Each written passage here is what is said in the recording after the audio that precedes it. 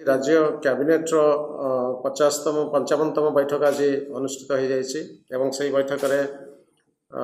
माननीय मुख्यमंत्री अध्यक्षतार 15 गोटी प्रपोजल आसीला एवं 15टी जाक प्रपोजल को राज्य कैबिनेट आज अनुमोदन कर। प्रथम प्रपोजल था school and mass education department आमर हाई स्कूल मानक जो टीचर स्ट्रेंथ अच्छी 40,166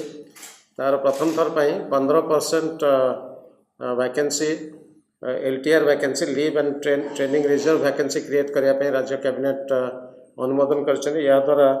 6,025 टी एडिशनल टीचर पोस्ट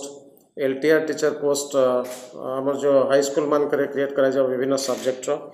या द्वारा जो वैकेंसी पोजीशन थिला विभिन्न हाई स्कूल मान सारा राज्य में ता दूर हो पार से स्कूल एंड मास एजुकेशन आ गोटे प्रपोजल थिला।